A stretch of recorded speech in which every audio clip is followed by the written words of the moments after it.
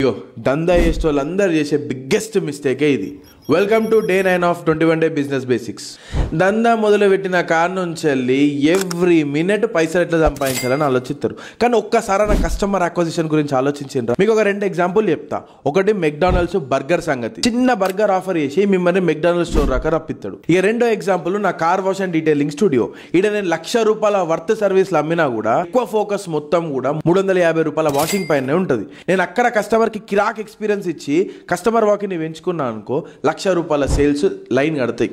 ఈడ నేను మీ అందరికి చెప్పేది ఒకటే, మీ ప్రోడక్ట్ ఆర్ సర్వీసెస్లా లోయెస్ట్ కాస్ట్కి ఘోరంగా వాల్యూ ఏ ప్రోడక్ట్ ఇవ్వగలుగుతుందో దాన్ని మాత్రం ప్రమోట్ చేసి కస్టమర్ని మీ దందా రాక తీసుకురండి. దాని తర్వాత మీ దగ్గర ఉన్న ప్రీమియం ప్రోడక్ట్స్ని సేల్ చేయండి. ఈ రకంగా మీరు మార్కెట్లో అని చెప్పి అందరికీ తెలుస్తుంది, మీకు డేంజరస్ వాకిన్స్ ఉన్న సేల్స్ అవుతాయి. ఇక ఇట్లాంటి కాన్సెప్ట్ మీరు ఆల్రెడీ విన్నా వాడినా కూడా ఖచ్చితంగా ఎస్ అని చెప్పి కింద కమెంట్ చేయండి.